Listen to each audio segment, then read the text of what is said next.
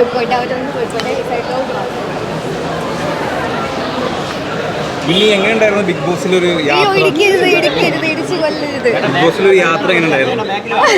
ബിന്നി അനുമോളെ പറ്റിയിട്ട്, അനുമോളുടെ PR വർക്കിനെ പറ്റിയിട്ട് സംസാരിച്ചായിരുന്നു. അതിനെന്തെങ്കിലും സത്യാവസ്ഥ നിലവിലുണ്ടോ? ഇനി അതുകൊണ്ടായിരിക്കും ഇനി ബിന്നിയുടെ വോട്ട് പറഞ്ഞതെന്ന് ചേട്ടൻ വിശ്വസിക്കുന്നുണ്ടോ? ബ്രോ, അങ്ങനെ പറഞ്ഞാൽ എനിക്കറിയില്ല. പിന്നെ എനിക്ക് നേരിട്ട് പരിചയമൊന്നുമില്ല. ഇവിടെ ഒത്തിരിയും പേരുണ്ടെന്ന് പറയുന്നു, ഇല്ലെന്നും പറയുന്നു. അപ്പം നമുക്കങ്ങനെ കാണാത്തൊരു സംഭവമല്ലേ. പക്ഷേ 6:30 PR വർക്ക് വരുന്നുണ്ട്. കാരണം നമുക്കത് പ്രൊഫൈൽ നോക്കിക്കഴിയുമ്പോൾ അറിയാൻ പറ്റും. ഒരു 2 ആഴ്ചയായിട്ട് നല്ല മെസ്സേജ് വരുന്നുണ്ടായിരുന്നു, ഇഷ്ടംപോലെ കമൻറ്റ്. അത് ഞാൻ പറഞ്ഞില്ല, അത് മൊത്തം ഫേക്ക് അക്കൗണ്ടാണ്. അല്ല, ഈ പറഞ്ഞ പോലെ തന്നെ അനുമോൾക്കെതിരെ ബിന്നി ഇങ്ങനെ സംസാരിച്ചതിന് ശേഷമാണ് ബിന്നിക്കെതിരെ ഇത്രയും അറ്റാക്ക് വന്നുകൊണ്ടിരുന്നത്. അത് അങ്ങനെ തോന്നിയിട്ടുണ്ടോ? പിന്നെ അങ്ങനെയല്ല, ഒരു 2 ആഴ്ചയായിട്ട് അനുമോളിൽ ഇപ്പോൾ പറഞ്ഞതേ ഉള്ളൂ. അപ്പോൾ അതിന് മുമ്പേ തുടങ്ങിയായിരുന്നു. അത് ഏത് ആർമി അല്ലെങ്കിൽ ഏതൊരു കണ്ടസ്റ്റൻ്റ് ആയിരിക്കും?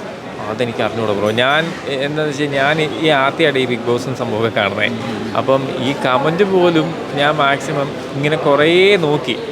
നമ്മൾ ആദ്യം നമുക്ക് ഒരാഗ്രഹം ഉണ്ടല്ലോ ഇത് ആരാ അയച്ചതെന്ന് അറിയാനായിട്ട്. അപ്പോൾ അങ്ങനെ ഞാൻ നോക്കിക്കഴിഞ്ഞപ്പോഴാണ് ഇത് മൊത്തം ഫേക്ക് അക്കൗണ്ടാണ്.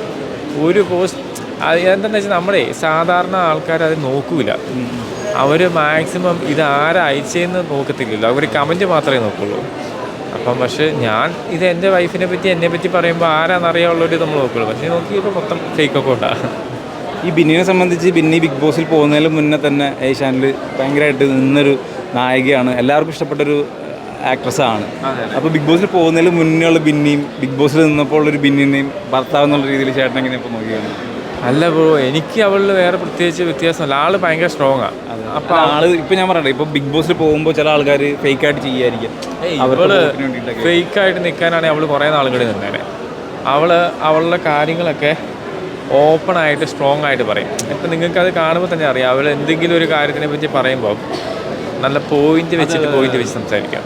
അത് ശരിക്കുള്ള ആൾ അങ്ങനെ തന്നെയാണ്. അപ്പം ഇപ്പം തന്നെ ബിഗ് ബോസിൽ ഇപ്പോൾ ഒരുപാട് കണ്ടസ്റ്റൻസ് വന്നു പോയിട്ടുണ്ട്.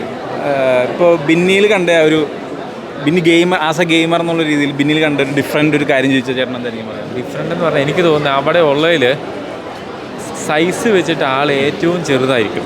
പിന്നെ മറ്റേ ആ കൊച്ചാവിൻ്റെ നമ്മുടെ അവർ രണ്ടുപേരും ഇവൾ ഏകദേശം അവരുടെയൊക്കെ ഒരേ സൈസുള്ള ആളായിരിക്കും. പക്ഷേ ആ സൈസ് വെച്ചിട്ട് ഇവൾ കുറേ ടാസ്കൊക്കെ നല്ലപോലെ ജയിച്ചിട്ടുണ്ട്. അപ്പം മറ്റേ ഇവളങ്ങനെ അത്യാവശ്യം നല്ല ആക്റ്റീവായിട്ടാണ് നിന്നേക്കുന്നത്.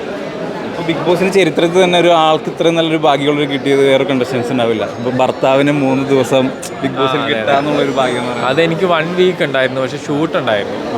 അപ്പോൾ അതുകൊണ്ട് ഞാൻ തന്നെ പറഞ്ഞിട്ട് അങ്ങനെ പോകുന്നതാണ്. 3 ദിവസം നിന്നിട്ട് പോലും ഞാനിവിടെ ശംഖുമുഖത്തൊക്കെ പോയിട്ടേ ആൾക്കാർ ചേട്ടൻ ബിഗ് ബോസിലുള്ളതായിരുന്നല്ലേ സീരീസ് പോലും ചോദിച്ചില്ല. അപ്പോൾ അങ്ങനെ വന്ന് ചോദിച്ചു. ഇപ്പോൾ അടുത്തൊരു പ്രോഗ്രാം അല്ലെങ്കിൽ അടുത്ത സിനിമ അല്ലെങ്കിൽ സീരിയൽസ് എന്തൊക്കെയാണ് ബിന്നിയുടെ ആയാലും ചേട്ടൻ്റെ ആയാലും? ബ്രോ, ഞാനിപ്പോൾ 2 വർക്ക് ചെയ്യുന്നുണ്ട്. അവൾക്ക് മൂവി ചെയ്യണമെന്നാണ് അവളുടെ ഏറ്റവും വലിയ ആഗ്രഹം. അപ്പോൾ അത് മാത്രം നോക്കിയിട്ടാണ് ബിഗ് ബോസിൽ പോയത്. അപ്പം കുറച്ചുകൂടി നമുക്ക് കിട്ടാനായിട്ട് എളുപ്പമുണ്ടല്ലോ. അപ്പോൾ എല്ലാവിധ ആശംസകളും ആഗ്രഹങ്ങളെല്ലാം നടക്കട്ടെ. ബിഗ് ബോസ് നമുക്ക് ഒരു പക്ഷേ ഇനിയുള്ളൊരു യാത്രകൾക്കുള്ളൊരു തുടക്കം മാത്രമാണ്. അപ്പോൾ എല്ലാവിധ ആശംസകളും. Thank you.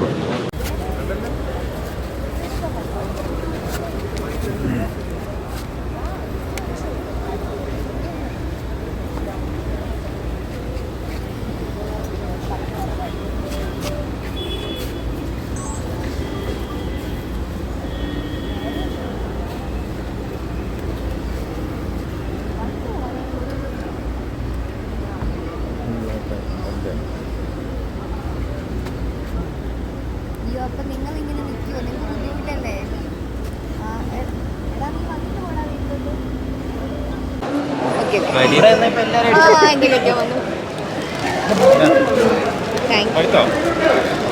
പിന്നെ എങ്ങനെയുണ്ടായിരുന്നു?